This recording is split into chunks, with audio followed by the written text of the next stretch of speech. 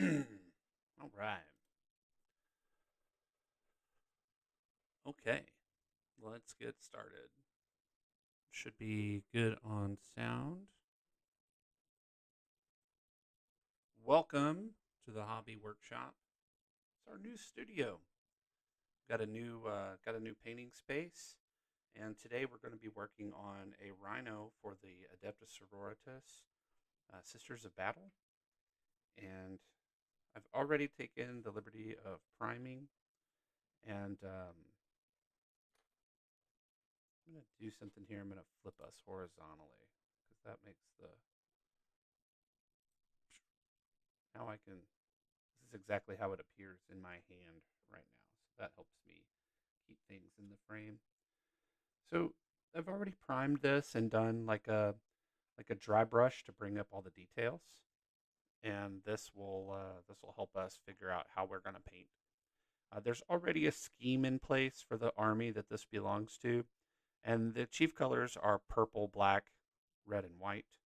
I'm going to mostly be focusing on the purple today because we want to get base coats down in the hull.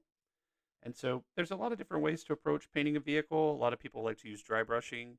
In this particular instance, I don't think I will use dry brushing for the most part. I think I'll have done the dry brushing with my zenithal highlight. I think what I'm going to do is just take a really large, not that one, a really large brush, like a number, like maybe like a number 6. There we go. This is a number 6 synthetic brush. And I'm just going to show you briefly the palette here. I've got some royal purple that I'm just going to load about halfway up the brush. It's already pretty thin. I haven't got to do anything in terms of thinning for this particular color, and I already did just like a little bit of a test here. Now, one thing I do not like is that sometimes this doesn't come across quite as purple as it is off camera, but I promise you it's quite a brilliant royal purple. I'm just going to start in the hull where I want to block out this purple. Now, in the scheme, the highlights on this purple end up somewhat of a pink color, which is pretty cool. I mean, it gives a lot of depth and texture, and I'll go over some of that as we advance. I think what's going to happen here is I'm going to stick with this piece for the next few days on my lives and talk a little bit about the progression of painting vehicles. So if you are interested in learning about painting the vehicles, just keep looking for me on live, and then I will try and post excerpts from this to my regular channel, just as regular videos. Mainly, I'm just trying to get back in the swing of things. We've taken a break between the bands and the all the goings on in my life. Honestly, like I've had to miss a couple of workshop Saturdays, but I'm wanting to get back to that. So let's consider this day one of the new schedule. Saturday mornings, 10 a.m. Central Standard Time. It's about 4 p.m. London time for my UK guys. And I really just want to get these workshops back on track where we have an hour. People can ask a lot of questions. I'm happy to answer them. Uh, Try and stay on the topic of maybe what we're working on that day, but honestly, anything that helps people get engaged with painting. My goal is really just to approach painting from the eyes of the new guy who's maybe intimidated on how to get started.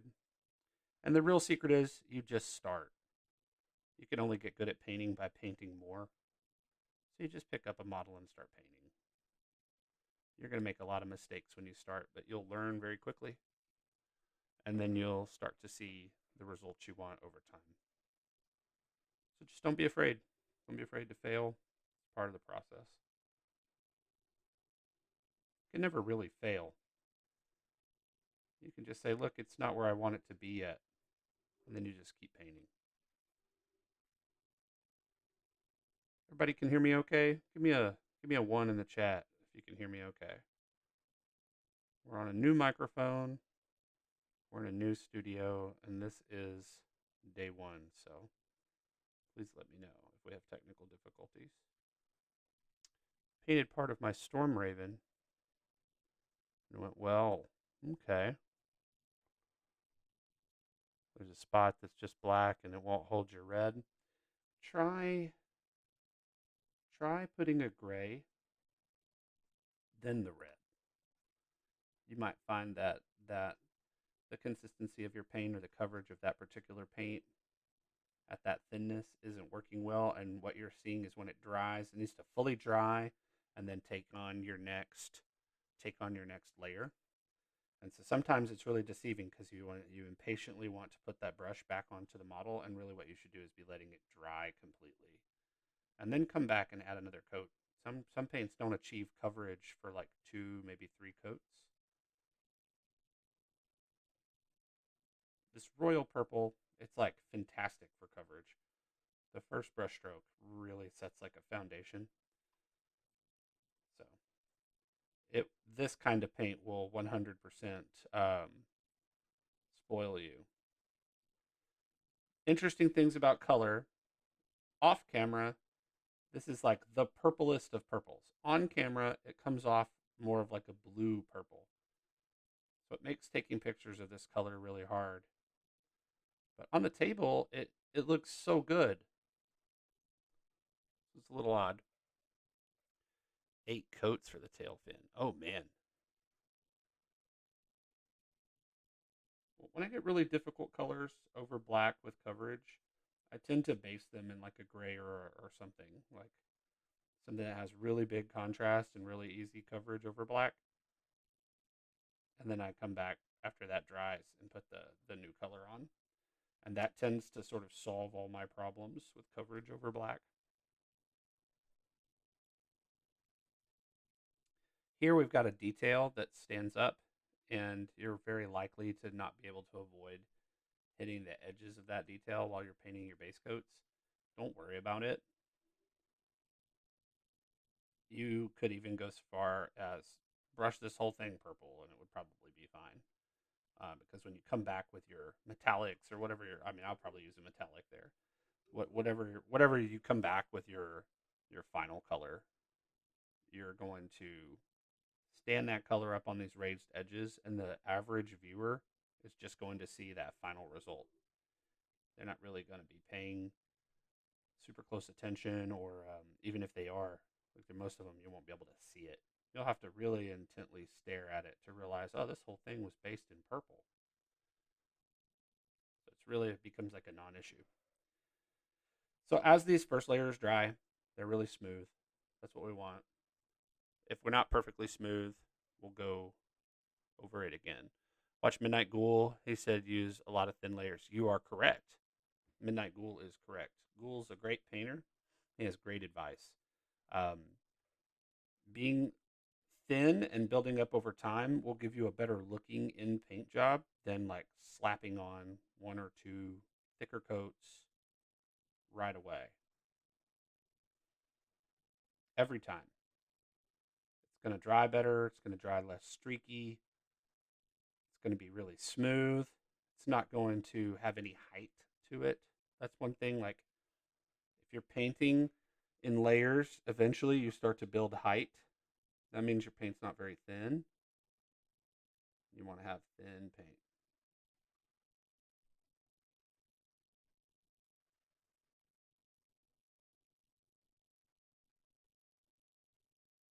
I actually got a little up onto that raised detail more than I wanted to.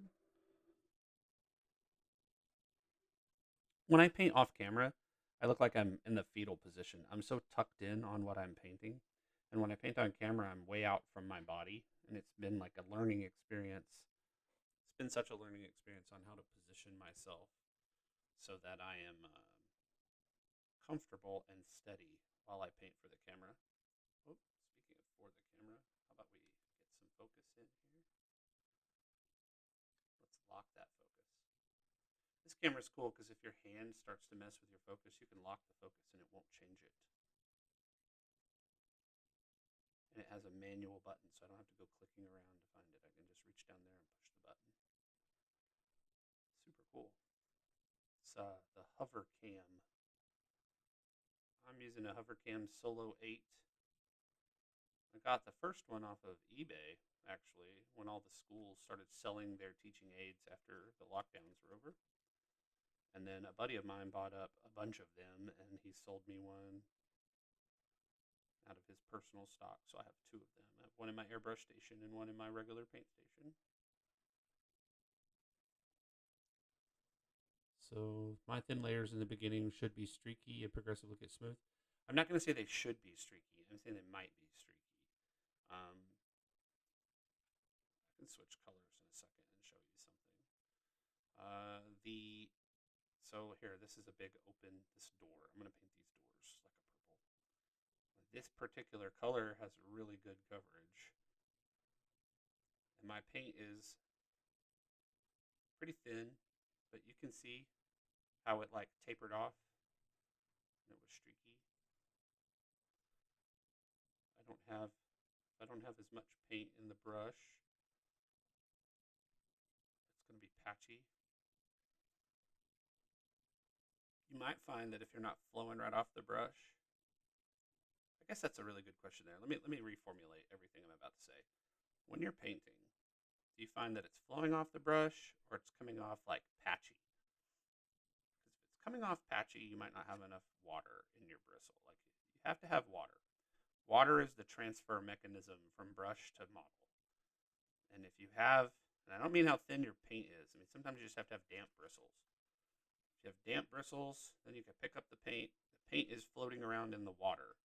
Paint is suspended in water. You thin it down in the water, and then that water goes in the belly of the brush and then flows out the tip when you put pressure on the model. Okay, so mechanically speaking, if you're getting this patchy paint, you're not getting flow.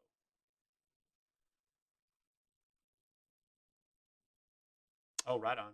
I mean, you can't, here's where I would compromise with that. You can't beat the smoothness of the airbrush in base coats.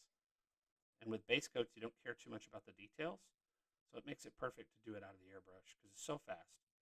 And you can tape or putty off the areas that you don't want to contaminate. A little bit of prep time, and then you can all over brush, say whatever the most predominant color is. Say like, let's say I taped this off and I just did all these doors purple. And then it even got all this purple. It's fine. I'll be able to come back and restore the colors that I want over the purple, but my purple will be the smoothest out of that airbrush. But here, like, I'm choosing not to use an airbrush because I want to talk to people who may not have an airbrush. Everybody's got the paintbrush, right? So we're just going to teach from the paintbrush.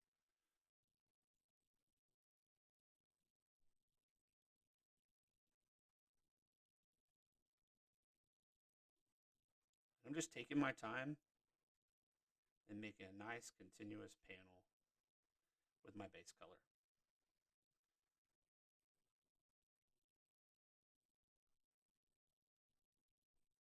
And I shouldn't be all that streaky because my paint's at the right consistency. Turn the model, not the paintbrush.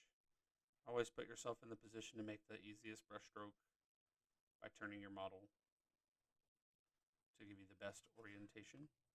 A downward stroke is generally considered to be the strongest, most controlled motion you can make with your paintbrush. I'm bracing myself against my work so that I'm very, very steady. And then I'm not overloading my brush. You see only about the first half, between a third and half of my brush is loaded. And that's why I use this big old brush, because it's easier to control large amounts of paint when the brush is a lot bigger than the amount of paint you're about to use. The tip on the brush is still very, very, very strong. So I still can get very accurate.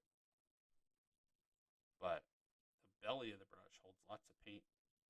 It lets me make big, long strokes without streaking, because there's lots of paint to flow off the brush. Hey, thank you for the follow. Appreciate that.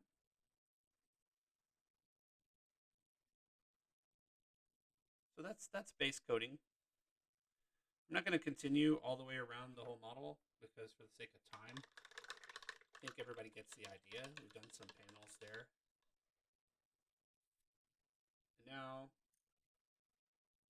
I want to talk about the next step. Let's grab, so I want to get like a mid-tone purple. So this purple is more pinky.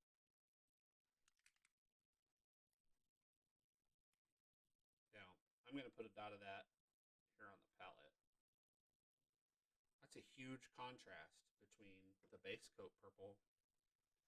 These two are like, they're way too different, right? They're way too different.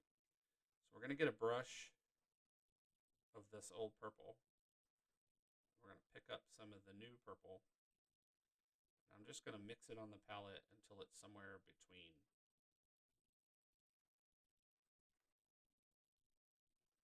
Now, I'm going to bias to being more dark.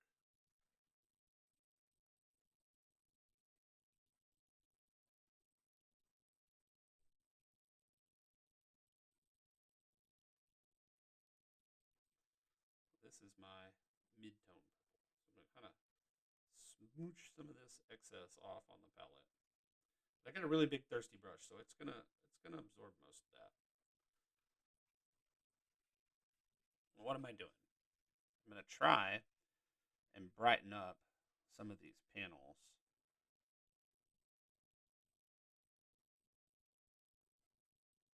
It's gonna go on more bold than it's gonna dry.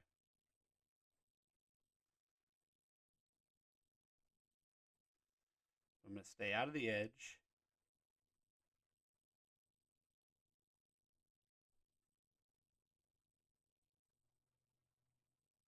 And I'm going to leave a little bit of room around this feature for my wash to get into. But I just want to create a little bit of light dynamic here. The panel's a little brighter.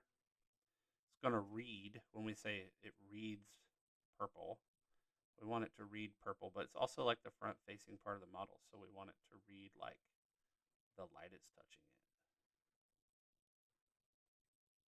The more you study how light looks on a surface, the better of a painter you become. And it's still an ongoing study for me. Oh, thank you for the follow.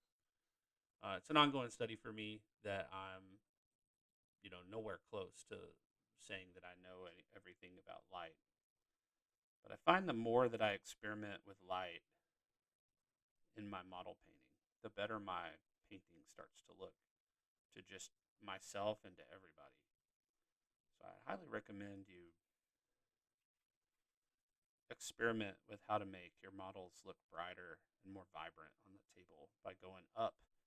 We call it up in color value. You want to go up like to a brighter tone of the same color. And so here, as this starts to dry, you can see the harsh line here a lot more on the camera. But in real life, off camera, it sort of blends away. And then we're going to unify all this with a wash. So I'm going to use a purple wash on this, and it's going to feather all my edges. So the wash is going to do a lot of work for us on this. I'm trying to bring all this together. And my goal here for the live today is to get to a point where we can hit the wash step and see that wash dry. And then you can see the final result side by side. And what I'll do is I'll do it to one panel and not the other, so you have some basis for comparison. And then I'll finish everything else up off camera.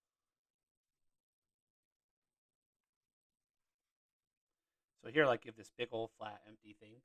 This is a really great spot for like a water slide transfer. Okay.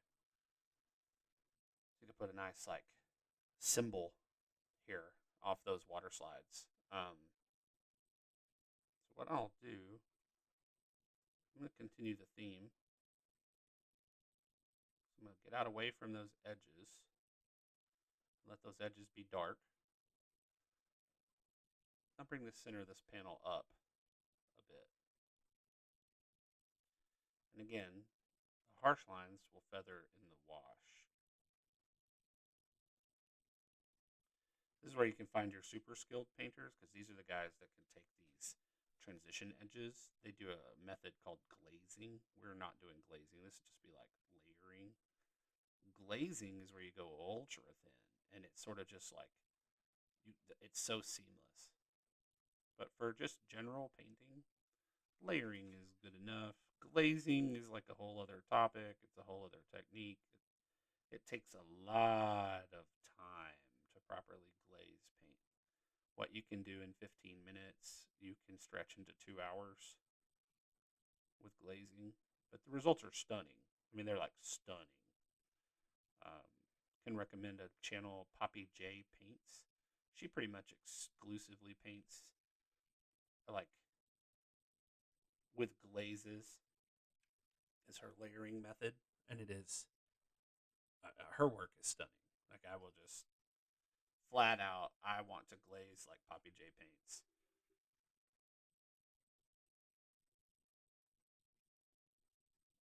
But I tend to paint dark tones in first, find a mid tone, and then layer in my mids, and then I'll bring a much brighter version of something. I might even go all the way into a pink to do an edge highlight for some of this in the purple, at least in the purple zones. I will also embolden the black before I'm done. I'm going to use like transparent black maybe, but I'll embolden all this black as well.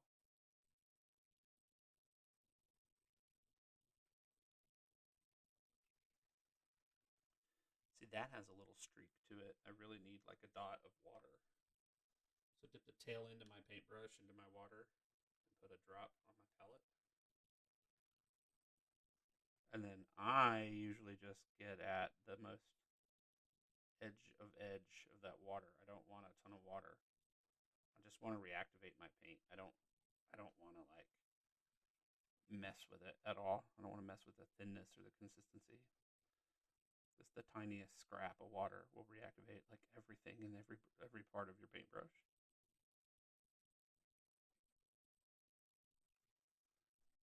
And we can pick up a little bit more. And now we've hit that spot where it's going to take this drying and us going to a second coat to matter.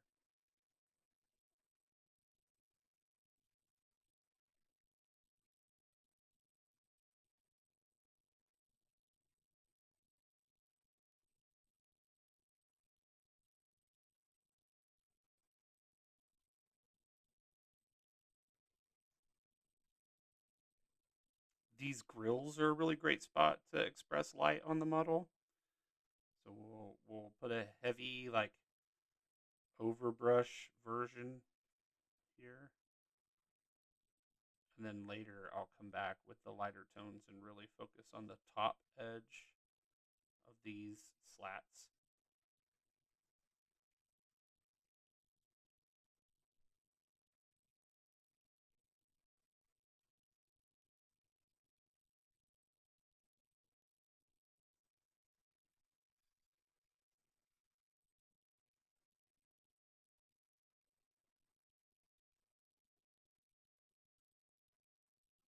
Okay, so this is the last panel that I have painted purple at this time. There's plenty more to do around the model, but this is where we stopped. So I'm going to get this, and you can see where this feature meets the panel. This is like a huge contrasting area. I'm going to avoid getting right up onto this. So I'm essentially painting a little bit less each time I go into a more, like if I go up in color value, I always leave a little bit around like of the old darker tone, right? There's still almost like a border, right? But I want it to be sketchy, that border. I don't want it to be so well defined. So I want to be bright, but I want to drag that brightness out away from the feature. Basically, I'm going to make those contrast lines really deep and dark.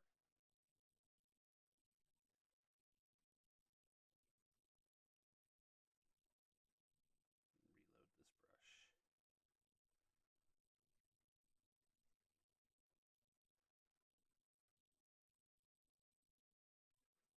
It's very thin. It's going to dry very subtle.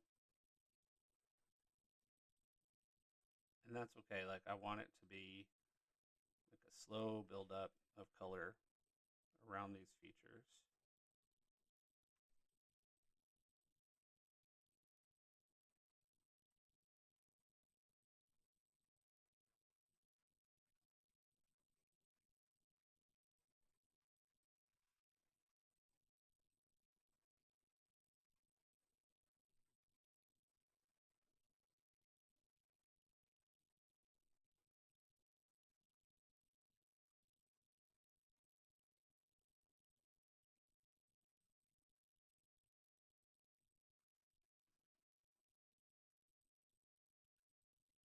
Getting to the end of this paint. I almost called it perfect on the eyeball. I don't want to mix anymore, so I'm going to kind of make do with what I've got left.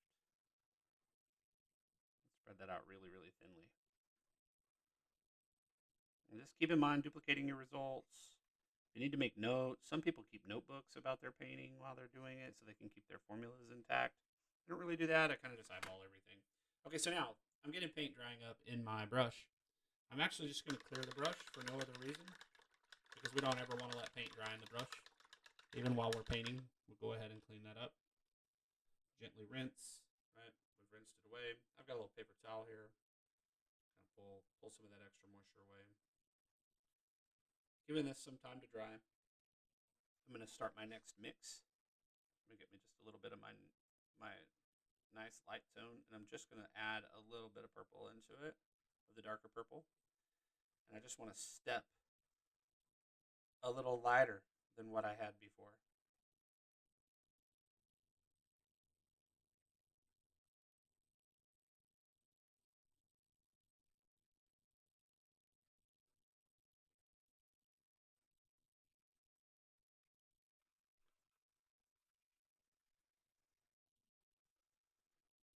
See if we're overloaded. No. It's really important not to overload the brush.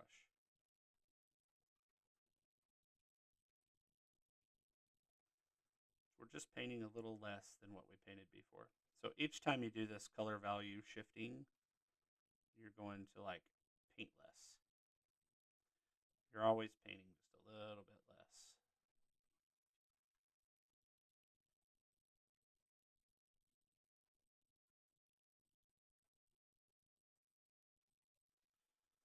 And this is clearly like not the only way to paint.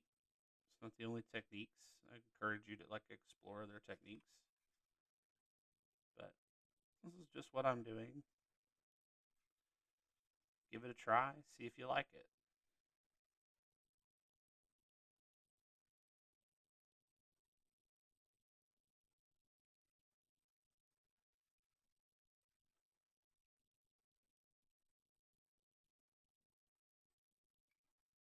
And then questions and comments are welcome if anybody wants to dive in and talk about any of this.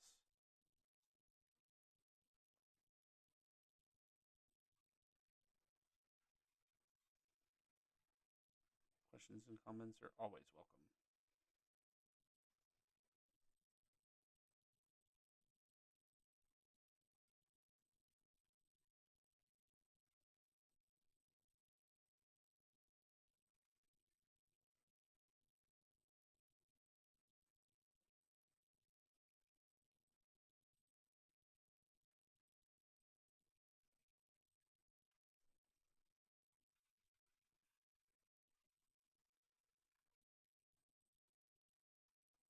Bohemian Nuts, thank you for the follow.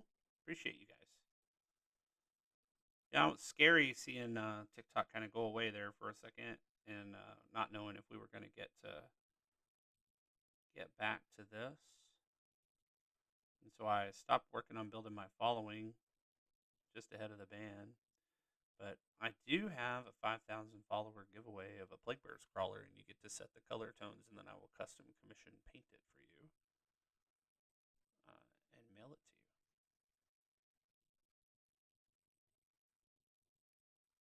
So if that's something you're interested in, make sure you're following. There is a pinned post on my profile that tells you how to engage my other media to get an entry into that giveaway. It's totally free.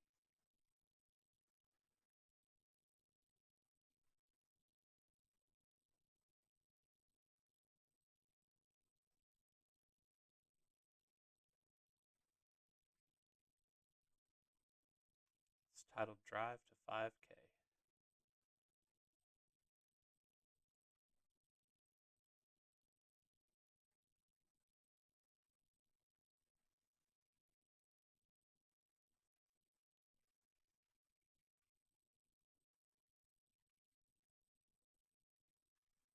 Call it my post-band backup plan.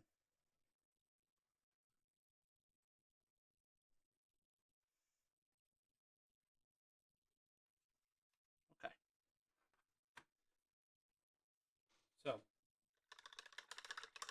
kind of illustrate where we've gone here, I'm going to get the pure purple that we've been working with.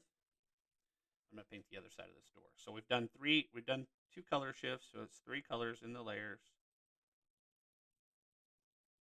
So we can talk about where we started from and where we ended up.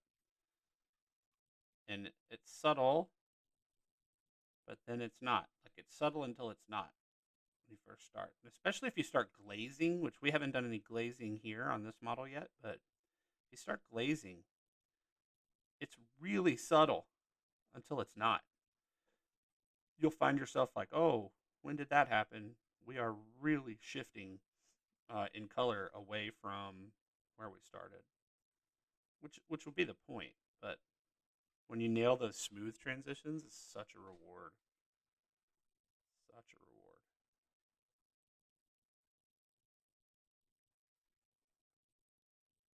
To me, it's like a little bit of a rush whenever I get into the art, like the art side of my brain starts firing on all cylinders.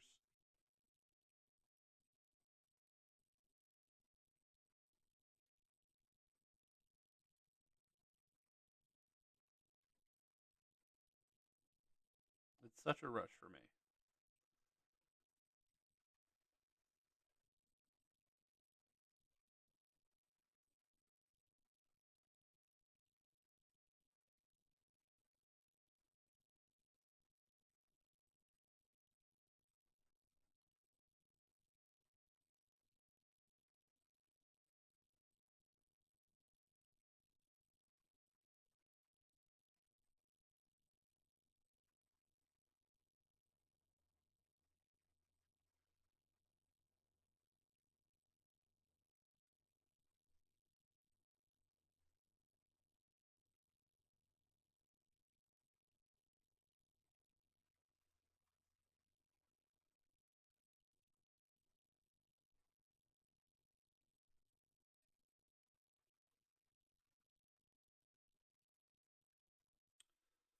Okay, almost done here.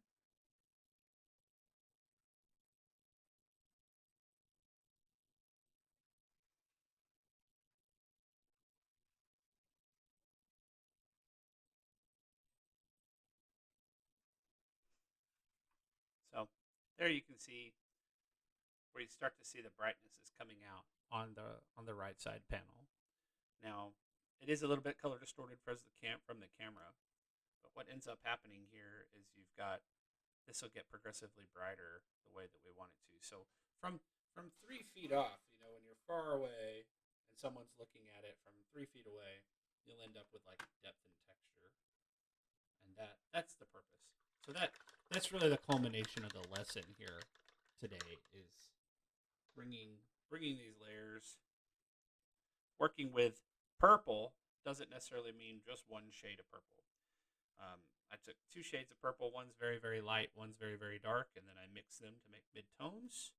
And then we work those mid-tones up smaller and smaller layers till we get to our brightest points. And then that's going to let us have this light filtering textured experience, viewing experience. Let's go get a purple shade. I guess I could just get shade and wash medium and do it that way. Now let's use the same shade that I've used in the rest of the army. Druki Violet. This is a Citadel product. It's a lot of people bag on like Citadel stuff, but I use a lot of the Citadel product. Like, I don't know. I use a well palette for this step, so I usually get like a big old thirsty brush full, and then I'll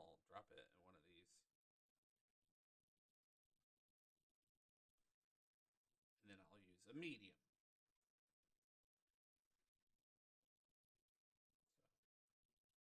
There we go. Got quite a bit of it. Glaze and wash medium. You can also use Lamian medium from Citadel if you're a Citadel person, or if that's like what your store carries. And then I'll use a separate spot here, and I'll just get like a drop or two or three. There, actually put one little bitty drop in here. I just want I just want the drying time benefits and everything from having a wash medium.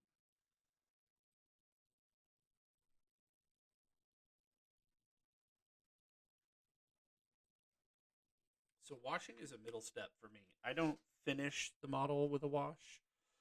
I bring the wash in the middle, and then I go back and do highlights over the wash. Some people finish up and they're like, "Oh, well, now my model looks dirty, or like it doesn't. It's dingy. Like I didn't want the wash to do that."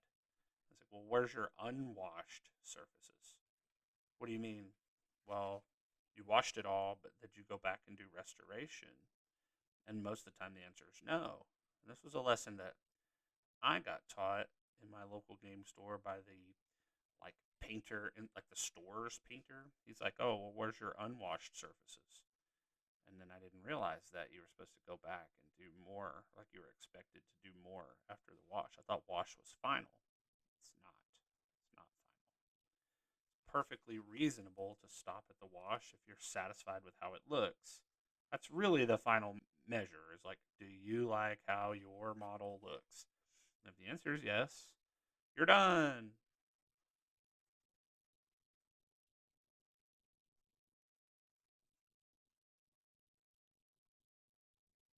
Don't stress. But realistically, if you want your best result, I think you go back and you do your highlights. We're in a recess area. Like, these are recess zones. They're not going to have edge highlights. They're supposed to get dark around the edges. We may even go back and wash again after it's dry. All right, so I'm not going to wash this side. I'm going to wash this side, and then we're going to talk about it.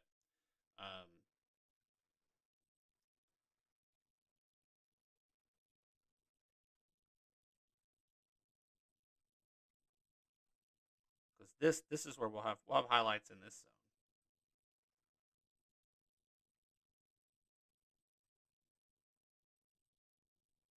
And you can be pretty liberal with your washes. Like, you can really get in there. Your main goal is to get it down into the recesses. Like, I really want this border where these two pieces meet. And remember, I left myself a border as I got brighter. It's going to enhance my shadow area. Everywhere that pinkier paint didn't get to, it's going to be dark. The purple's going to enhance that darkness.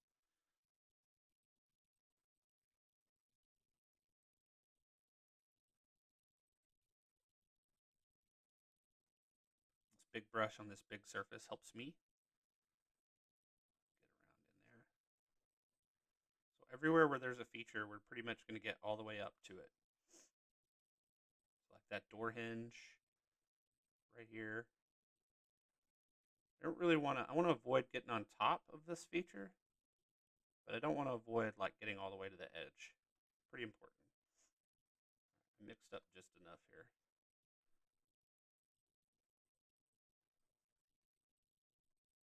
This big brush has a lot in it though. You can stretch this out for, I could probably paint both doors with the amount of wash still in this brush.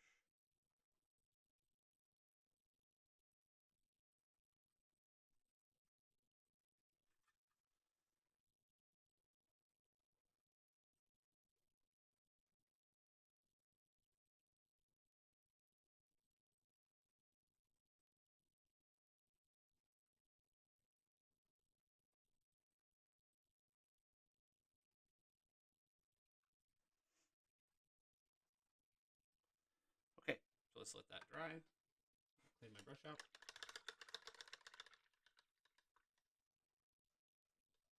Hey Wolf, when did you change your name? I see the GBs beside your name. Letting everybody know where you're from, representing. I get it.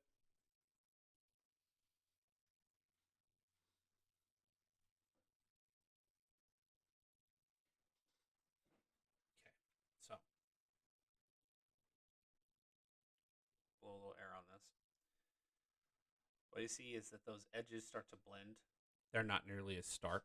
Those edges aren't nearly as stark between the lighter edge, the lighter paint that we used, and the darker paint.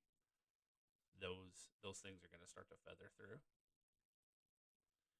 And then I can even let this dry and get another color or another what am I trying to say? Another round of washes would be perfectly acceptable.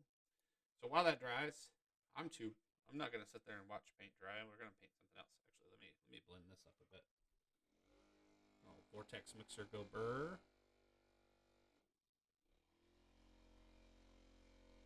Ha ha ha ha ha ha ha. Welcome and goodbye. Sam 956. I see you lurking. This is just an ivory. It's like an off white. I'm gonna make a decision that I want this symbol on the door to be like a white color.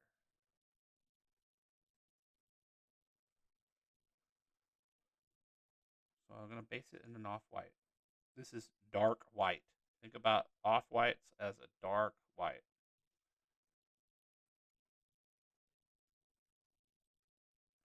Take your time with the whites. They're hard to work with. Get your brush strokes in nice and clean. It's going to take 2 coats to get it right. Don't panic.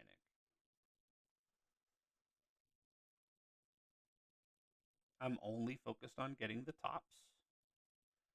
I'm not focused on getting down into the edges or the recesses. This is not things that people can see. We're only going to reveal to the viewer what the light touches. The light doesn't touch it, we don't make it colored, so we don't worry about it.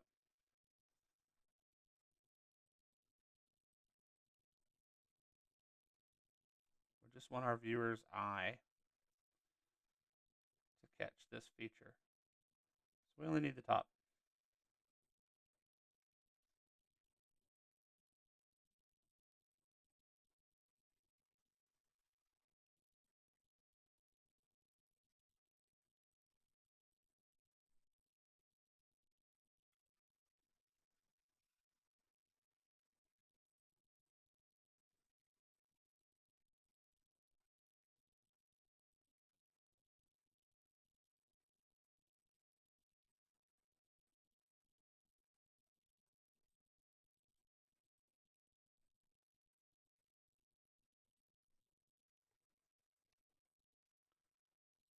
Need a little bit of water.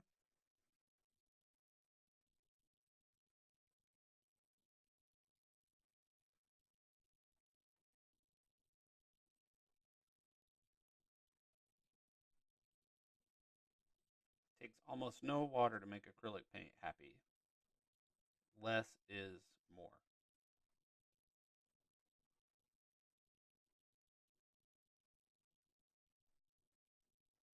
See, look how much my coverage improved just by getting the most modest amount of moisture back in the bristle of this brush.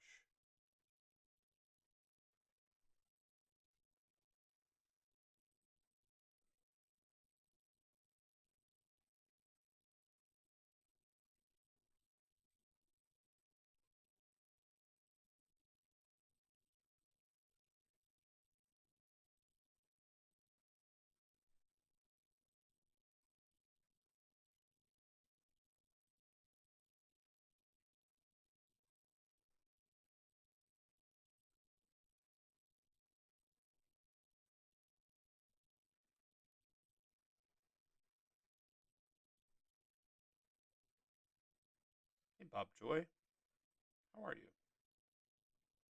Hope you're enjoying your Saturday.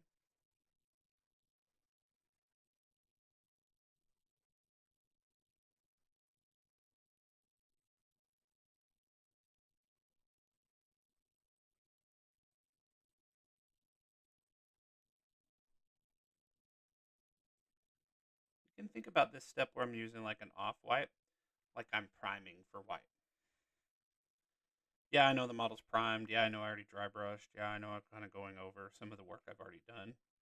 But the process flow, this is still the most efficient process flow for me. I prime the white with an off white. I'm going to go brighter, but I still need depth. Right? I still need color depth in my layers. To me, requires a darker version of the same color. So ivory to me is dark white for the purpose of this lesson. What I'm talking about, what I'm doing with my tank, or well, rhino. It's a transport. It's not a tank. I'm gonna take my time, try and get as smooth. Like the smoothness is more important than the coverage. If your coverage suffers but your smoothness is good, you'll be happier with your result. Because you can always do it again to get coverage. But once you're like not smooth, it's tougher to fix. Like here, I'm not quite satisfied with the smoothness here.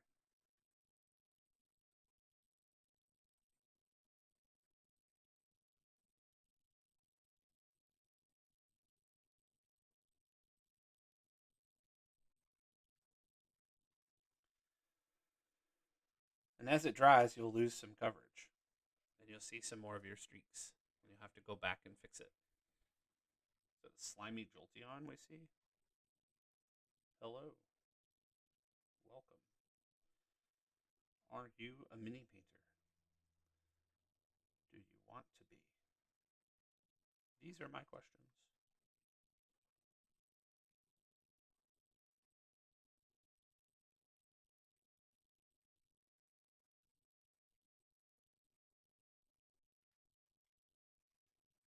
I'm very much on the philosophy that anybody can learn to paint. That as soon as you pick up a paintbrush, you are a painter. And then the journey to being satisfied with your own painting is really the important one.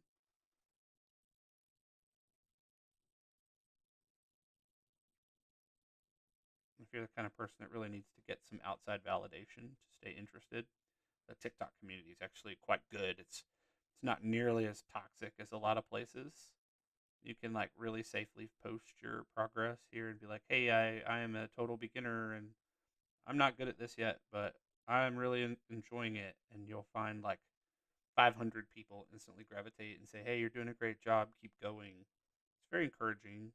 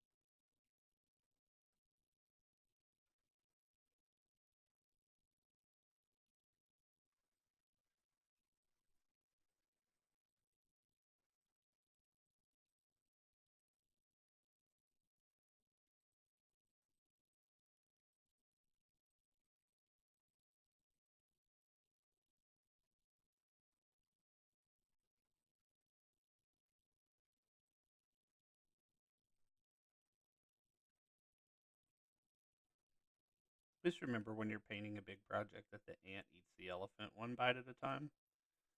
And don't worry about completing anything on anyone else's perceived timeline. Just enjoy painting. So relaxing.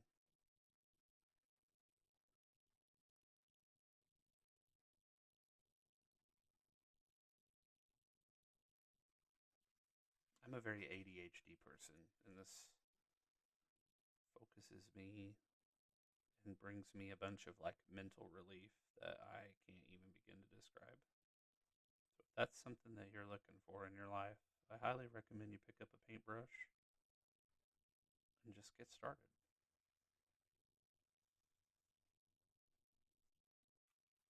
There are other creators out here on TikTok that have great channels for education who can teach you.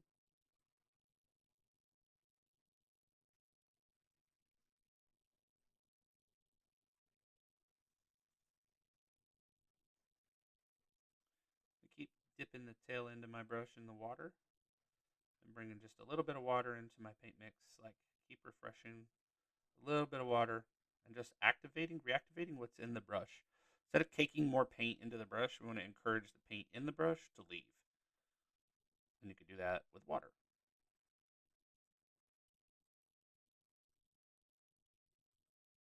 But just remember, it only takes the tiniest amount. Little bit of water will reactivate the whole brush.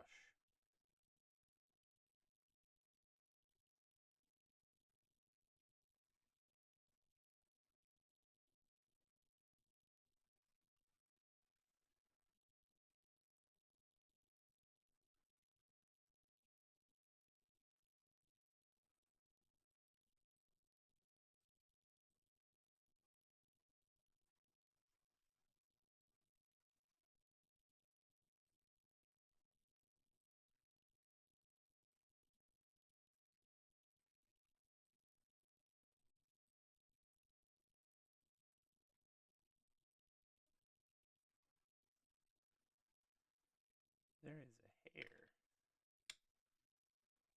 There's a hair, like from the air, floating around in the air. There's a hair on this model. Where did you come from?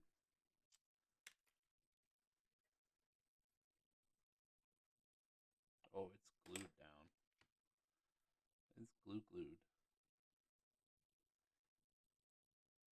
Well, I'll get at that later.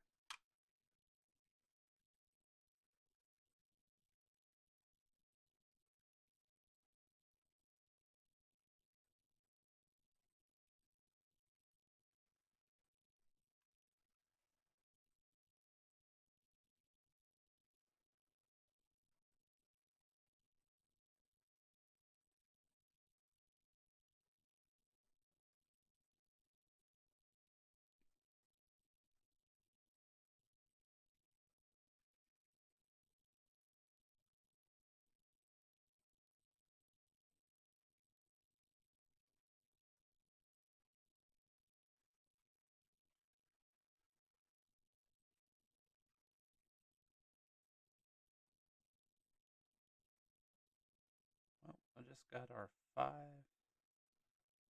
warning.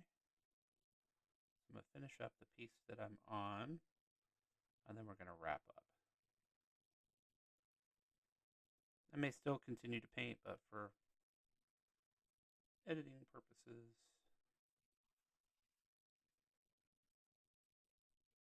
we keep these lives to 1 hour.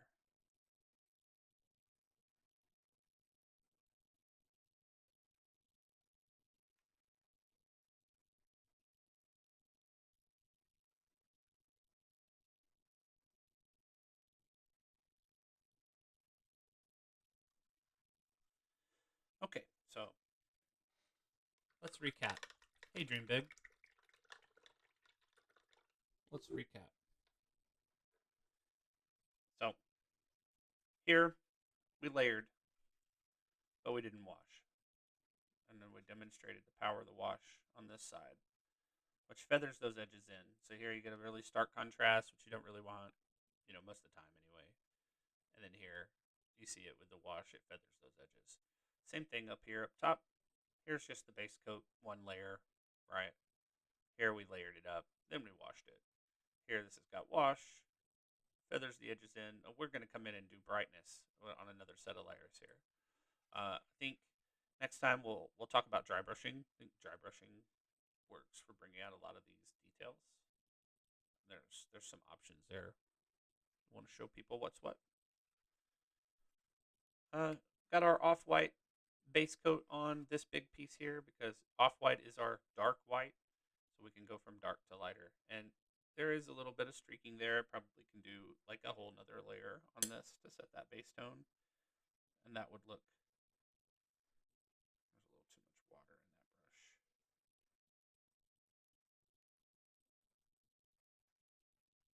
You start coming in with another layer and filling that down. So this is why we wait till everything dries, then we pick up and do the next layer. So you can float more paint into those cracks. But that's it.